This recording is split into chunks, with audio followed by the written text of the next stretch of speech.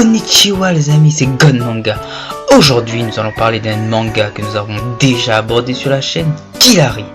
Dans une autre vidéo, je vous ai résumé l'histoire et présenté toutes les choses qu'il y avait autour de la série. Dans celle-ci, nous allons comparer la version manga à la version animée et nous essaierons de voir quelle est la meilleure. Dans la première planche du manga, on débute avec Kill la Ri qui se fait aborder par des chercheurs de talent, puis sur un beau plan de son visage. L'anime débute un peu différemment. L'épisode commence avec une scène qui nous montre où vit Kill la Ri. On voit également qui est son père. Dans le premier tome du manga, son père n'apparaît pas une seule fois. Le personnage d'Aori Kirisawa apparaît aussi pour la première fois. Kill la Ri est toujours présentée comme une jeune fille gourmande et très naïve. Je tiens à noter que j'ai trouvé Kill la Ri bien moins cruche dans le manga. D'ailleurs, elle ne lutte pas tellement dans l'anime non plus. Ce sont les fillers qui ont donné cet aspect de personnalité, sûrement pour faire rire les enfants.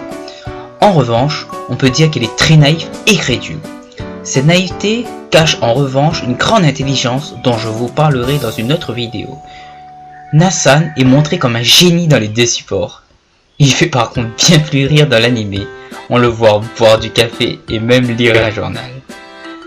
C'est après ces scènes que le manga et l'anime se rejoignent. On a quand même quelques différences. L'une d'elles, c'est qu'on voit l'école de Kill la Ri dans l'anime. Puis, dans le manga, ce sont des chercheurs de talent, comme je vous l'avais dit, qui abordent Kill la Ri et qui fuient après avoir vu son visage lorsqu'elle mange. Dans l'anime, c'est un jeune garçon qui est venu pour lui faire une déclaration qui a ce rôle. D'ailleurs, cette scène a l'air d'avoir été inspirée par l'une des scènes bonus du manga. Pour le sauvetage de Kame-san, Kill la Ri est déjà en haut des escaliers dans le manga alors que dans l'anime, elle est en bas et monte à toute vitesse. Il y a aussi eu un autre changement très intéressant. Seiji va donner un ticket à Kill la Ri pendant leur rencontre. Dans la version manga, le concert est prévu pour 2004, alors que dans l'anime, il est pour 2006. C'est une référence à la date de création des deux supports. On a aussi une indication sur l'heure dans le manga. Lorsqu'Hiroto déchire le ticket de Kill la Ri, on voit Nasan attaquer Hiroto. Dans l'anime, on voit Kill la Ri faire le mouvement où elle le lance sur le prof Hiroto. La personne membre du staff que Kill la Ri essaie d'amadouer n'est pas la même dans les deux supports. J'ai trouvé les scènes de la version de l'anime où Kill la Ri essaie d'entrer dans le bâtiment vraiment très drôle. On sait comment Kill la Ri est heureux grâce à l'anime avec la scène Nasan se fait passer pour un chat qui va accoucher. Les membres du staff continuent d'ailleurs de la chercher dans l'anime alors que dans le manga, ils n'ont pas l'air de savoir qu'elle a réussi à rentrer. La scène où Kill la Ri est dans le plafond dure plus longtemps dans l'anime. Le premier chapitre du manga et le premier épisode de l'anime se terminent sur la même scène où Kill la Ri annonce qu'elle souhaite devenir une idole. L'adaptation animée de ce premier épisode est assez fidèle. Certains dessins sont même calqués sur celui du manga.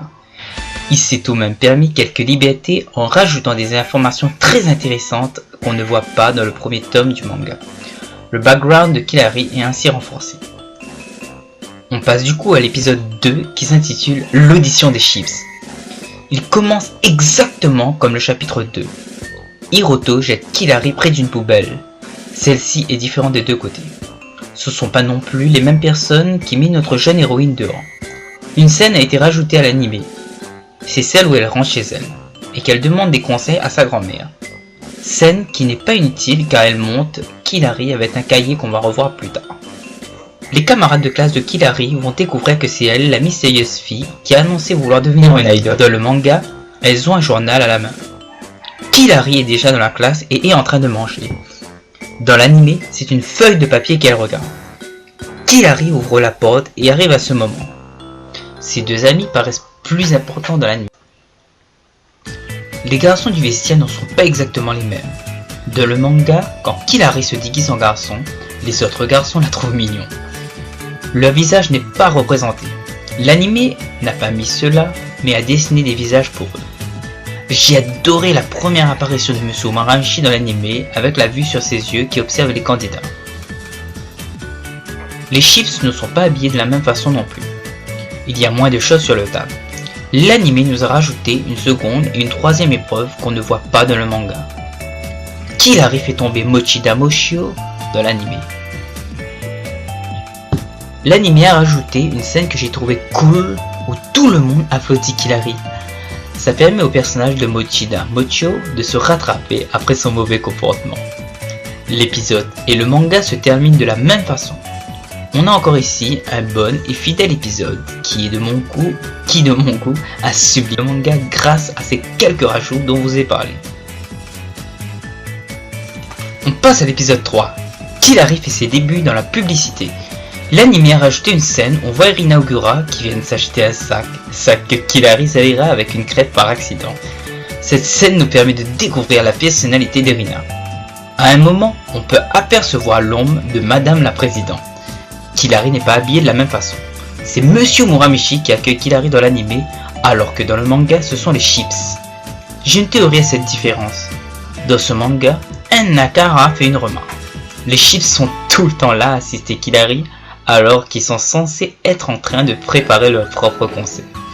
Erina tient son chien Tantan. La tenue d'Erina est, je trouve, plus mignonne dans le manga. Erina montre qu'elle est intéressée par Hiroto dans le manga. Encore une fois, leur habit diffère d'un support à l'autre.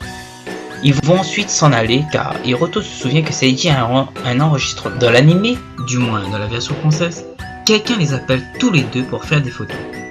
Monsieur Muranishi va prévenir Erina qu'il va y avoir des changements pour l'audition. Dans le manga, il est à côté d'elle alors que dans l'anime, il l'appelle par téléphone.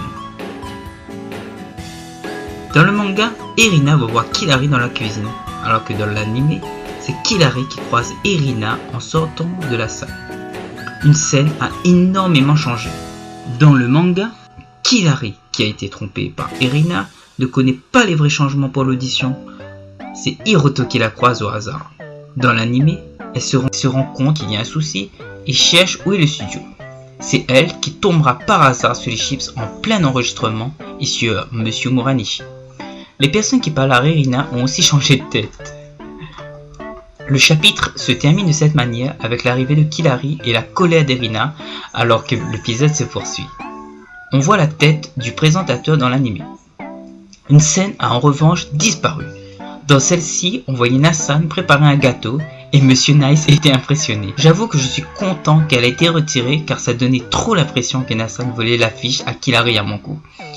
La scène où Killary remercie Hiroto est je trouve plus belle dans le manga. Une autre scène a aussi bénéficié d'un gros changement. C'est à partir de ce moment quand j'ai réalisé la vidéo que je me suis rendu compte qu'Erina n'a pas son chien dans le premier tome du manga. Du coup, pour ceux qui ont vu l'anime, vous avez sûrement vu que c'est celui-ci qui se retrouve sur le gâteau par la faute d'Erina. Dans le manga, Monsieur Muranishi appelle les chips. Seiji appelle sa tortue qui était en train de parler à Nassan et demande à Killary de la surveiller. Il se passe la même chose, Erina distrait Killary, mais ici c'est Kame-san qui se retrouve sur le gâteau à la place de Tantan. Peut-être qu'ils ont donné une mascotte à Erina pour rendre l'anime plus mignon. Après s'être évanouie en mangeant le gâteau piquant d'Erina, Killary se relève. Elle porte un pyjama et des vêtements un peu différents lorsqu'elle sort. Killary croise Hiroto dans l'agence en voulant avoir des nouvelles de l'audition. Dans l'anime, c'est Hiroto qui vient la voir dans la rue.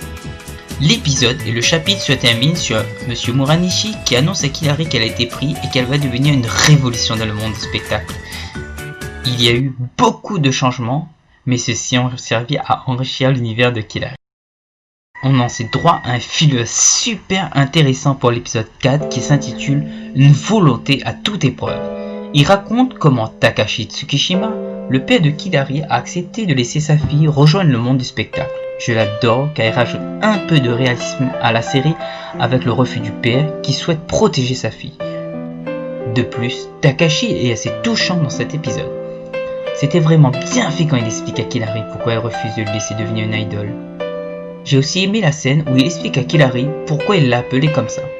C'est aussi là que Madame Kumoi apparaît pour la première fois dans l'anime. Elle n'est pas dans le premier tome du manga. On va maintenant passer au 5e épisode.